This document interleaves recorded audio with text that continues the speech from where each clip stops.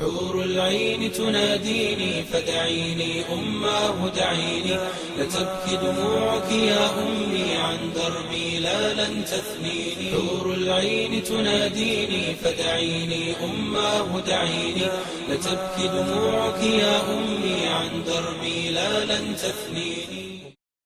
اللهم آمين. اللهم أنت السلام ومنك السلام تباركت يا ذا الجلال والإكرام. اللهم صل على سيدنا وشفيعنا وحبيبنا ومولانا محمد وبارك وسلم يا أول الأولين يا آخر الآخرين. اللهم ربنا زدنا علما نافعا وعملا متقبلا ورزقا واسعا والشفاء من كل داء. اللهم صل على سيدنا وشفيعنا وحبيبنا ومولانا محمد وبارك وسلم يا حي يا قيوم يا حي يا قيوم. ربنا يسر يا الله يا أرحم الراحمين فاغفر لنا وارحمنا أنت خير الراحمين. فسبحان ربك رب العزة أما يصفون والسلام على المرسلين والحمد لله رب العالمين. رب اشرح لي صدري ويسر لي أمري واحلل عقدة من لساني يفقهوا قولي. Inshallah, we're going to continue our topic Islam and Muslims in the modern world, and we are currently on page 19 to the end of page 19.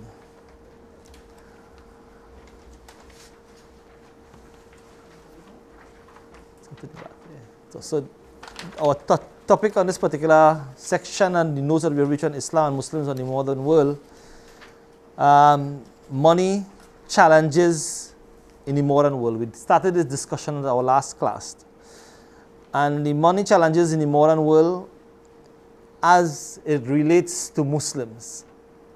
The fact is that it is a commodity that we all are in need of today. No one would say that they cannot use or have no need for money. We all do have need for money. The question as regarding the money and the type of the money and the needs of that money will vary from one person to another, and that will be dependent on how much our needs are and who gauges that need for us. How much we need will only depend on how much you look at it as being your need. But the fact is that money is the common factor in everything that we do. In everything that we do, money plays a very important role, and Islam in itself acknowledges the fact that our worship to Allah subhanahu wa ta'ala in it also entails some type of investment. A person wants to pay zakat, they have to pay zakat, it concerns their wealth.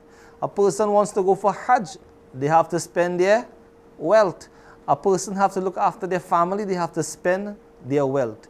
Money as Muslims is not something that we would say is haram or prohibited for us to hold or touch or to do anything. In fact, our life on the face of this earth is connected to it. And the present state of what money is today and the present state of what money was 1400 years ago plus is two different things. And in fact, even a few hundred years ago is two different things. What we see today as money and what we determine as money today is totally different, as is the needs of each and every one of us.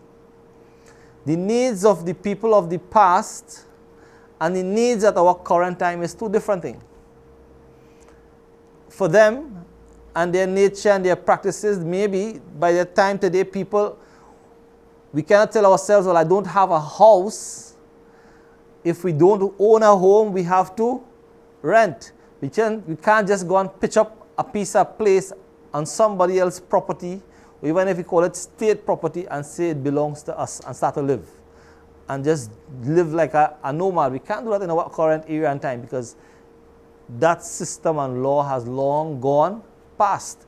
So the needs for that type of thing has no way in our society today. The fact that society has grown and developed into a system, a way that everything that you do requires you to pay some type of thing. In other words, you cannot be living in a house and don't expect to have bills. You want light, you put on a switch, you have to pay for that light, that electricity. You want water, as you turn a pipe, you have to pay for that. You want every facility, you have to pay. And that is what is advanced in the world today. In the past, that may not have been the case. That have since changed. Even in the farming industry, it's the same thing. You have to utilize wealth, money for everything that you want to acquire. And Muslims must understand clearly the position that Islam has held from the time when Islam came to the Ummah as that of Rasulullah Sallallahu Alaihi Wasallam's Ummah. What was the condition of the people and what is the condition of the Muslims now and then?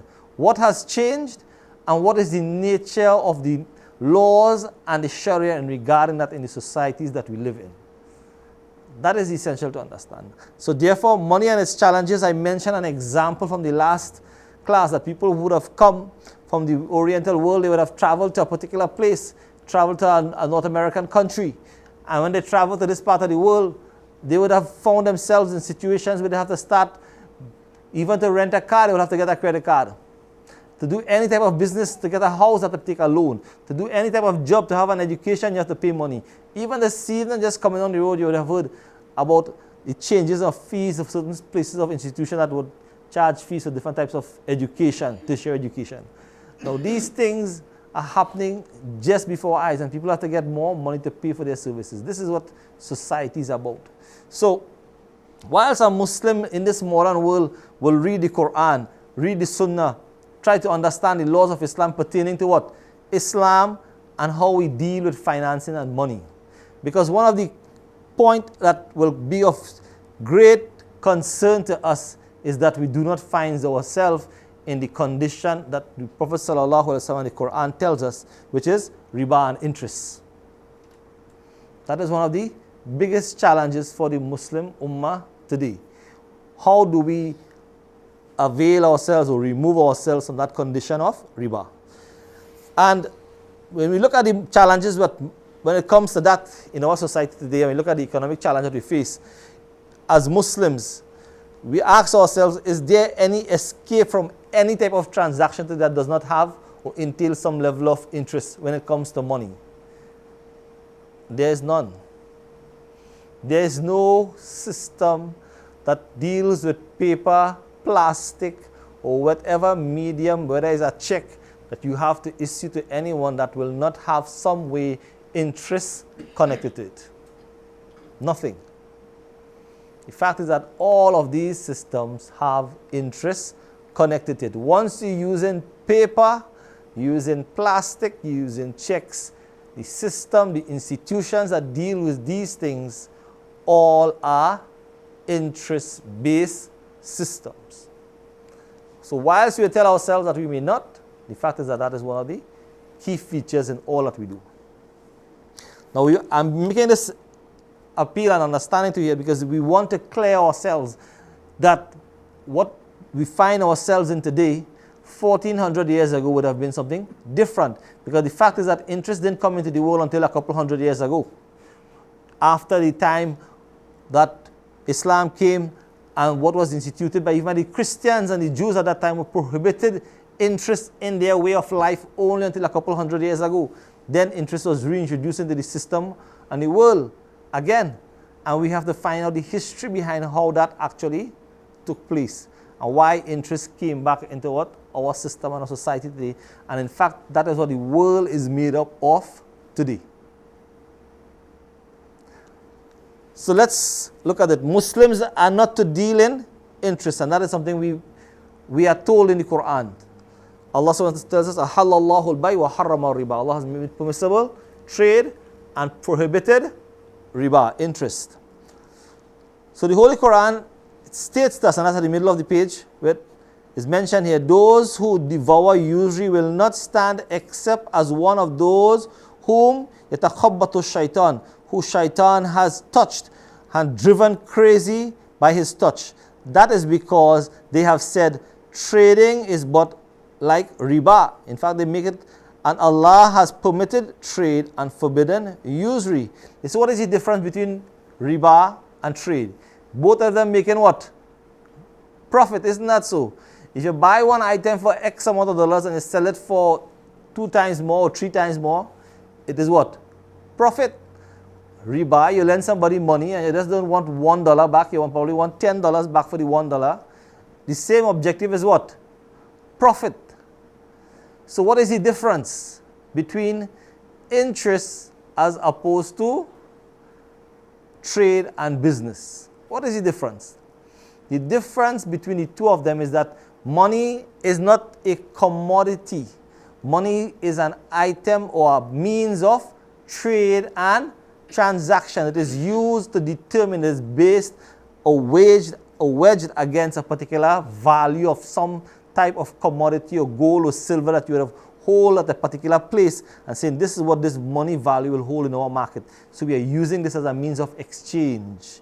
Instead of exchanging between an animal or some material, barter we would have called it long ago, we're using what? Money as the medium and the item of trade as the value of what that money will pay. So in other words, you cannot, a car as opposed to a goat or as opposed to a pen or opposed to a house will have different values in paper, in money, because each of them carry different worth. And we determine that based on market values, how much demand and how much we actually produce. Now, look at what is said in the Quran, that people would say that they look the same because they attain the same thing, profit. And we are saying the Quran says that is not the case. What is value is the commodity. Nobody cannot just eat money. If you give them money and you say, I'm selling money and you're buying money, could you eat money? No, you can't. You could save all the money and keep buying and selling money, but it has no value unless it is pegged against something or for something. And that is what value is. It has to be waged or put against something. Otherwise, money is just what it is, paper or a piece of plastic. And in fact, if you go to the bank to get all your money, you will never get all your money. If you go to say, I want to make a withdrawal, if every person who has money, bank do to make 100% withdrawal, then you're going to get all their money? No. Because the bank also has a security that they also have to set up in order to protect the amount of money they can also give. All of these things are set up in such a nature and a condition that tells us that interest and riba is an imaginary thing. It's an imaginary thing. It depends on how much of what you need is what they're going to actually produce and give. And it's a game of musical chairs. Because today you own this item and the next person cannot pay for it, what do you think the bank will do? Say keep it? The bank will never say what? Keep the item. What do you think they will do? They will automatically come and seize the item. And they get back any money that you paid before? You get back nothing. They take your money plus the item and then they what? Sell it for someone else. So what is justice in riba? And this is not just one person in the whole wide world that will go through this problem. Every country, every nation will have people by the hundreds, maybe by the thousands, some places by the millions, who will have closures and loss of property and wealth based on the system of riba and interest because they cannot afford to pay. So what banks do today? You know what they do today? When you go to take a loan, what they will do? They will put an insurance on your life. So when you're paying the loan, you're not just paying a loan, but you're also paying a life insurance for the loan that you take. So that they will be able to recover their money in case of loss of life or something or the other. So they cover every aspect of their money. And this is what the weakness. So who pays at the end of the day? Who lost at the end of the day? When you complete your loan, you think you get back any of the insurance money? You don't get back that money. Who gets that money? It was just a means of protection. Understand how vulnerable and how we are being used. I'm not trying to criticize, but I'm explaining a system of what we live in today that is deploring, that is also what, demeaning, and it looks nice in front of people because these are the most beautiful places that you'll ever think about going to. But when you finish and you get yourself involved in it, then you get to realize what trouble you really put yourself into. This is why the Quran makes it clear that this is something that Allah has forbidden because it's actually utilizing and consuming beyond the needs of an individual and it takes that right away from them of actually owning something. So, whoever receives an advice from his Lord and stops, he is allowed what has passed, and his matter is up to Allah. And the ones who revert, those who are people of the fire, who go back to interest and riba, they will remain forever. Quran tells us and mentions us in this particular ayat. It further states, Allah destroys riba, interest, and nourishes charities. And Allah does not like any sinful disbeliever. Surely those who believe and do good deeds, establish salah, and pay zakah, have their reward with Allah, their Lord, and there is no fear for them, for nor shall they grieve. Surah Baqarah, Surah 2, verse 275 to 276. This is on the chapter 2 of the Holy Quran, Surah Baqarah, that tells us about riba. The Holy Quran further states, O you who believe, devour not usury, doubled and multiplied, but fear Allah that you may really and truly prosper. Surah Al-Imran, Surah number 3, verse 130. It is the truth that riba guarantees the economic development of the world by what we see. So much so that its suspension will categorically result in the destruction of trade and general economic activity in the world today. If the system of the world today, when you look at wealth, where does all of the wealth and business come to existence and to flourishing? You think people just get money out of the way? Big companies get richer and they develop more by doing what?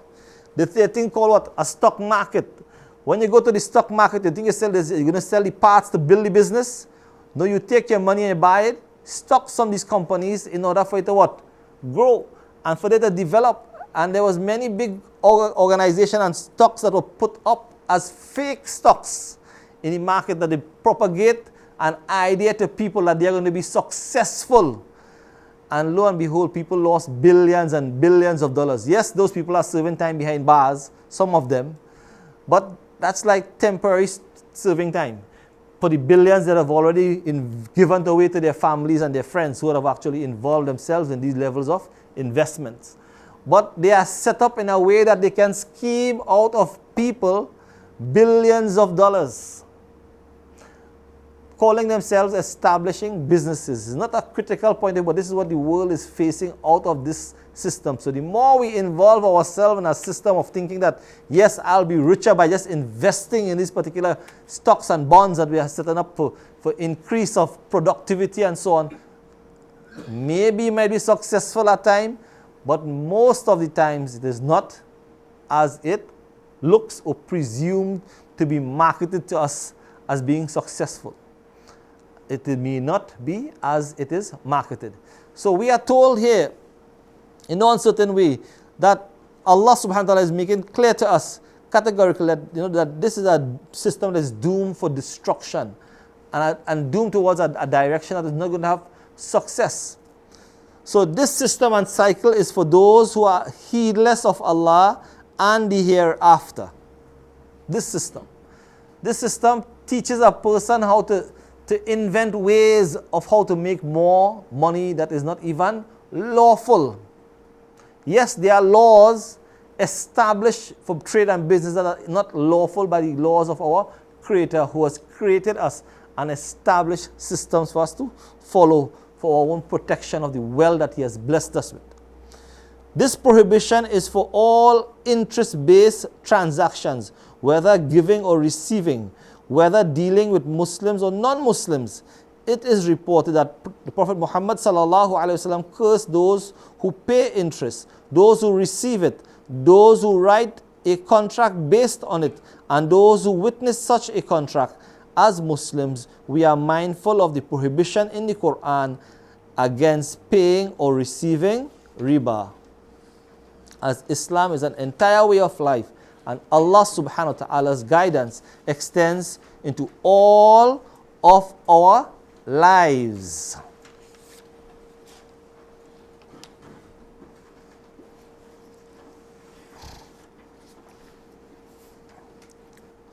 So, again, so what is mentioned here, that it is forbidden for us to involve in that level of what? Riba and interest. As Prophet ﷺ mentioned that this is something that is prohibited. So Islam has recognized, and continue to mention again on page 20, it is mentioned here, that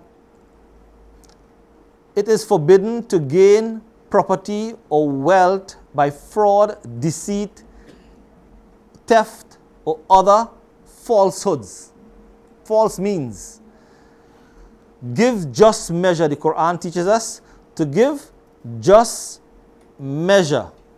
So it is forbidden for us to do that type of transaction, because the Quran tells us and states to us that it is forbidden. So give just measure, weight, and do not withhold from people that thing, or that from people the things that are due to them, and do not do mischief on the earth after it has been set in order. That will be best for you if you have faith. Surah A'raf. Alright, Surah Al-A'raf, Allah subhanahu wa ta'ala mentions us in Surah A'raf, Surah 7, verse 85.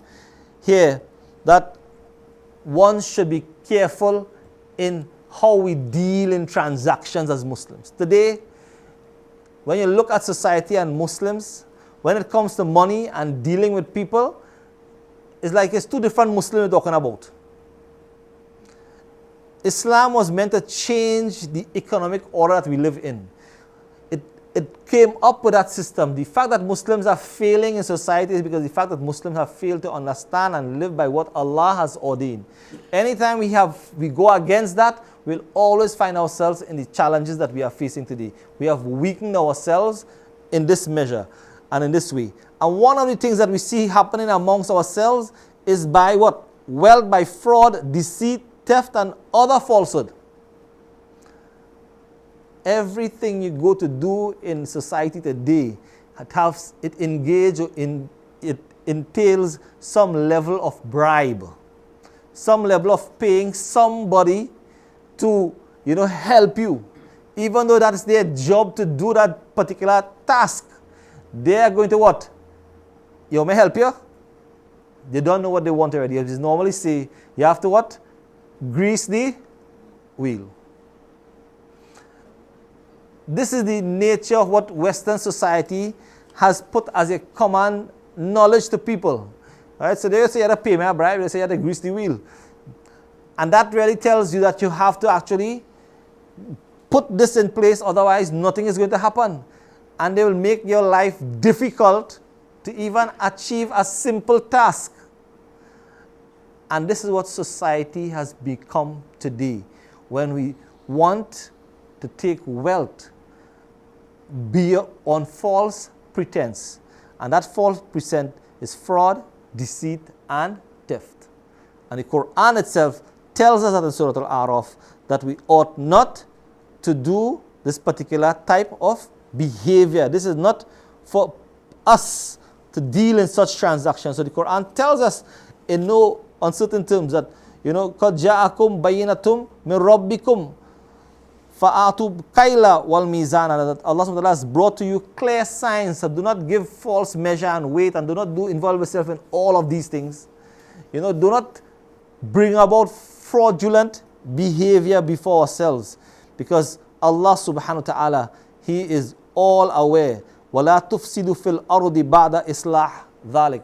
Do not, after Allah, do not cause fitna and corruption after Allah has already guided you. When we have Iman, Allah has given us Iman, then why spoil that Iman with what?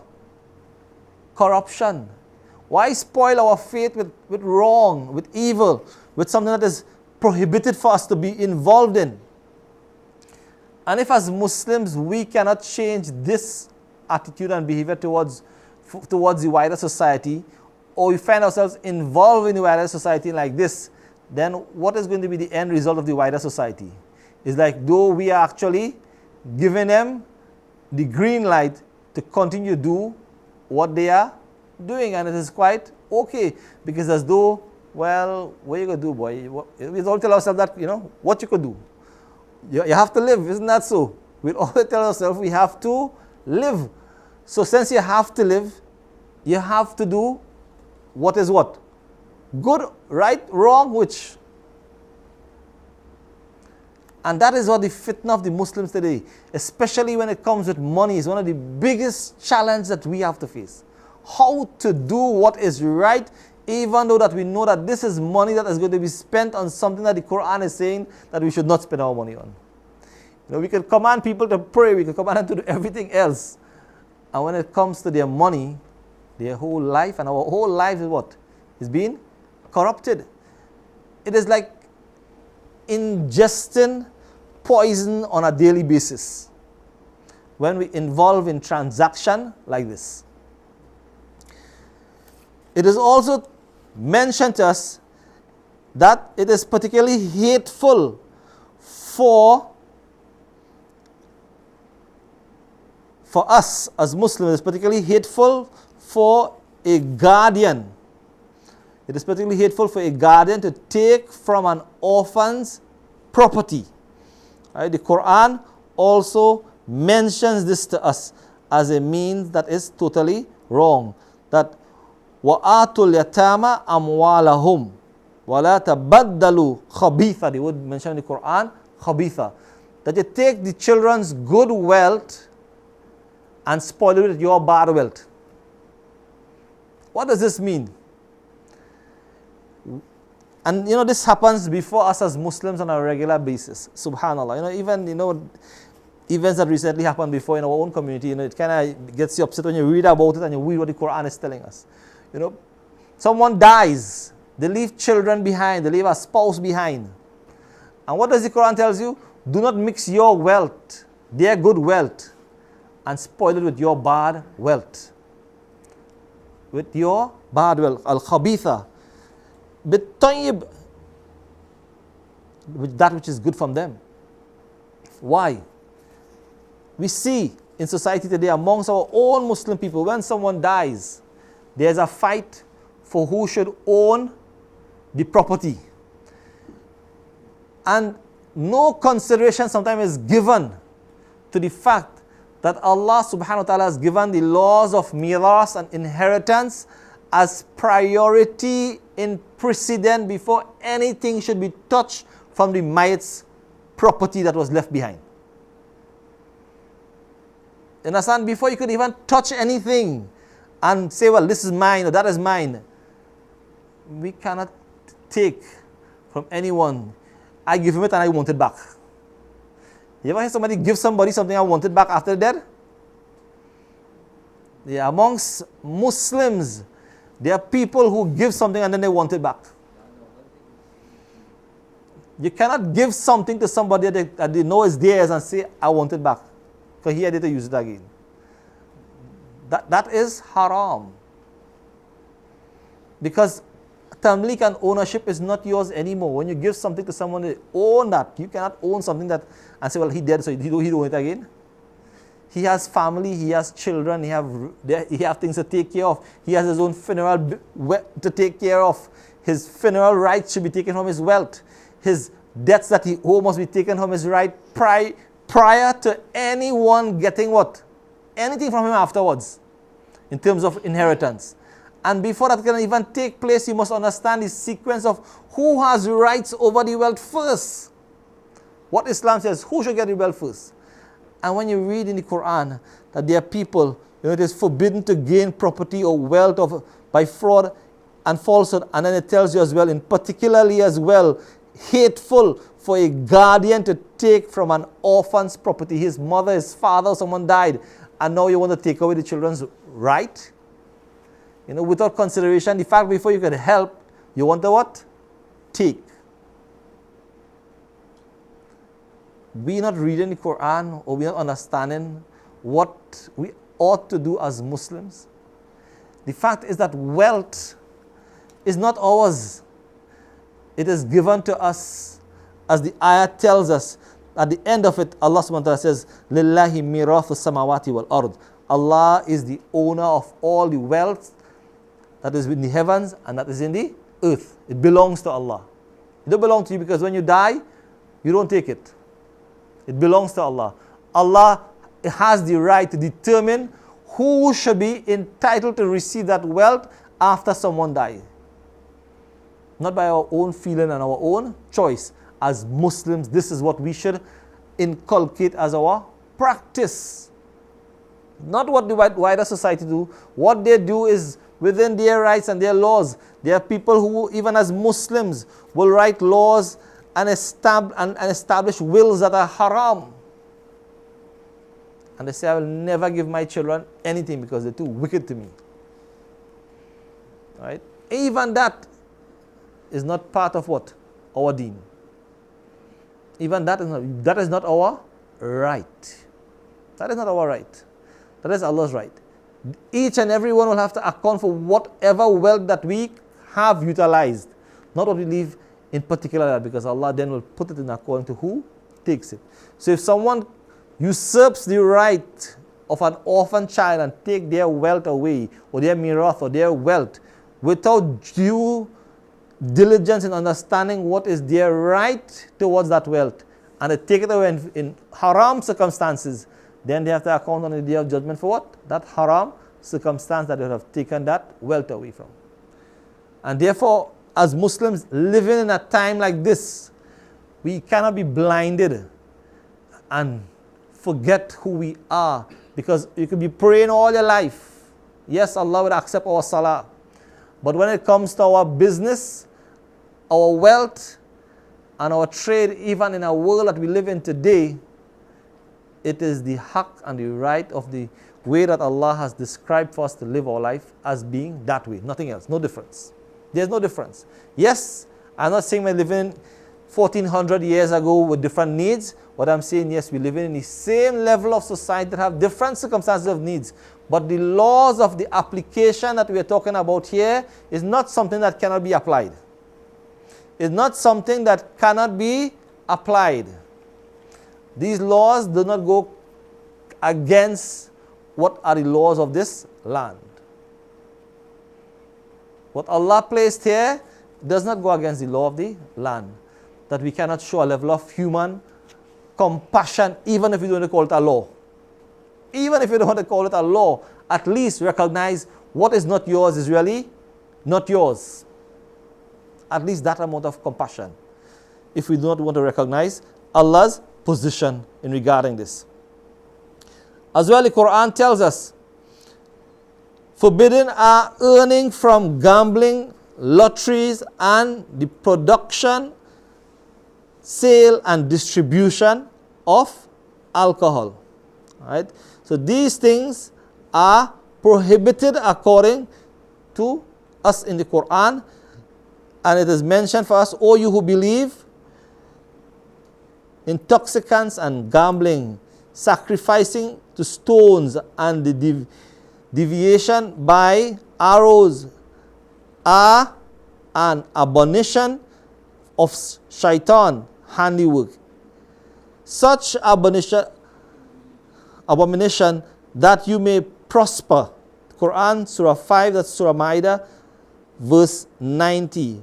وَلَا تَحْسَبَنَّ الَّذِينَ يَبْخَلُونَ بِمَا آتَاهُمُ اللَّهُ مِنْ فَضْلِهِ هُوَ خَيْرٌ لَهُمْ.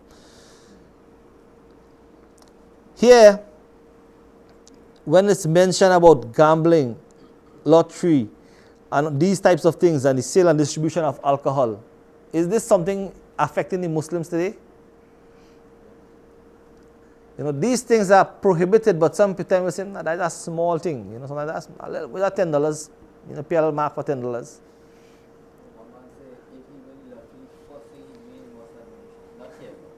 You give a donation. Donation. So, you know, none of these things are what? You know, right, but yet we see that as we look in our society today, it looks as though it's something small. We have problem of alcohol, wealth, we have money, right? We don't manufacture the alcohol. We get in a bottle, we just gonna buy a bottle and we keep it. We could hide it somewhere, we could drink some, we could drink openly, and now many of our youths today are involved in alcohol. Right? It's not a problem, not only just alcohol, they're involved in what? Drugs, and we're talking about just only what youths in general, whether you're Muslim, non-Muslim, so much of them are involved in something that is haram. But in particular now, let's look at the Muslims. our children may be involved in things that are haram. They will purchase, they will involve. If we have children who are going to buy and sell alcohol or sell drugs, all these are what? Forbidden things. They say, well, I can't find a job today. It's easy to what? Traffic. And that is a serious problem.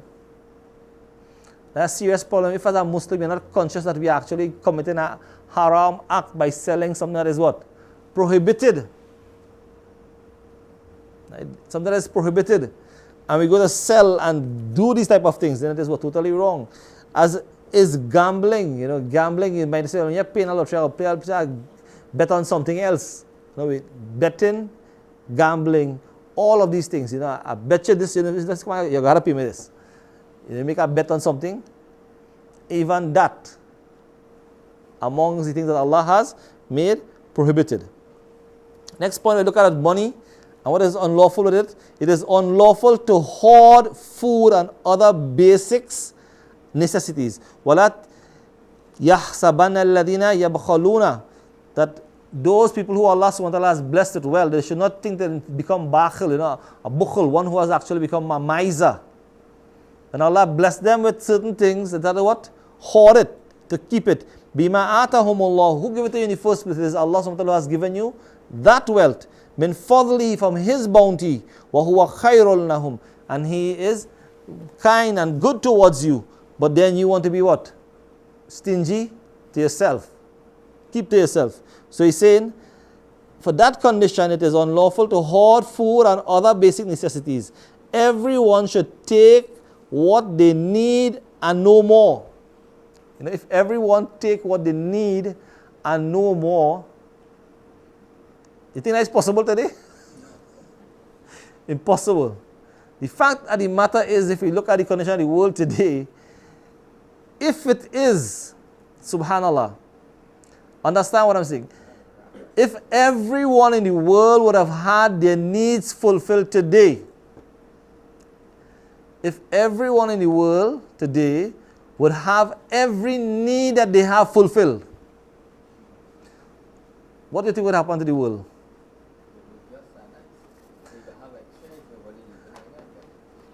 That is if, but if I want the whole world to myself now. So understand, no one in this world that lives will never ever have all of their needs fulfilled. Never. Because this is not the place for that. And this world was not created for all of our needs to fulfill. So don't become disappointed. Don't get disappointed when I mention this.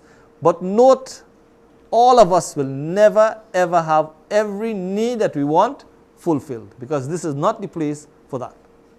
This is not the place. Allah didn't make this world for that purpose. And therefore, when we look at the condition of hoarding and holding back, it is not part of our system, because that teaches us something totally different than what the Quran is telling us. Everyone should take what they need and no more, and let those who covetously withhold the gifts which Allah has given to them of His grace and His mercy think that is good for them. No, it will be the worst for them. Soon it will be tied to their necks like twisted collars on the day of judgment. To Allah belongs the heritage of the heavens and the earth, and Allah is well acquainted with all that we do. Allah subhanahu wa ta'ala is aware of all that we do. Here we are told clearly, many people think to themselves, I have to hold on to this wealth, and it's a sickness, a disease in the hearts of people. They can't give. They don't know how to give money. They feel that this money is the only thing that they have to hold on to. Subhanallah, when you see some cases that you go to, old people, you know, they chinks in on the last dollar. They like, this is the last dollar, but they have hundreds of thousands of dollars packed away. But to spend $1 is like it's spending $100,000. To give it, you know, just to give it. And for all that you know, from our understanding of how human psyche and the way of people living, you know, that they will never be able to utilize what they have. They will never be able to utilize what they have, and yet they're holding on to it. For what? This is what the disease is. This is what the sickness is. That they fail to themselves to realize that this has no value. It has no value. Who is going to measure them on that day? Allah is saying this is going to come to you and destroy you. Have you not understood what is an investment? If Muslims really truly understand what it is to invest their wealth for the life of the hereafter, which we will come to shortly, but I'm talking about all the disease first, and then we'll talk about the way how to treat this disease. But in the modern world that we live today, we have, as we have weakened ourselves and iman into the failure to fulfill the rights of our basic ibadat and worship to Allah, one of the things that we struggle all of our life for and every day for, we can't sleep at night, is money. And at the end of the day, when the end of our life, this same thing will come to our collarbone. May Allah save us from that. It will strangle us on the day of Qiyamah. May Allah subhanahu wa ta'ala do not make this to be a position of destruction to our life. Rather, when we will see the investments that we will make with our wealth, how it will please us that we didn't spend even what I was keeping for myself, I just say, out of necessity. And Sahabas, they understood this, that they would prefer to go starving and ensure that someone else benefit from what they have. So inshallah, we'll continue the next class, inshallah. Let's make dua. Allahumma ameen, Allahumma tassalam, minka salam, tabarakta ya dal jalali wal ikram. Salli ala Nabi Muhammad Mustafa sallallahu alayhi wa sallam. Allahumma taqabbal minna ya arhamar rahimin. Rabbana atina fid dunya hasana wa fil akhirati hasana wa qina adhaban nar. Subhana rabbika rabbil izzati amma yasifun. Wassalamun ala al-mursalin. Walhamdulillahi rabbil alamin. حور العين تناديني فدعيني أماه دعيني لتبكي دموعك يا أمي عن دربي لا لن تثنيني أماه طريقي قد وضحى والقلب يسير به فرحا حرب وجهاد متقد ودم بالعزة قد نضحا حور العين تناديني فدعيني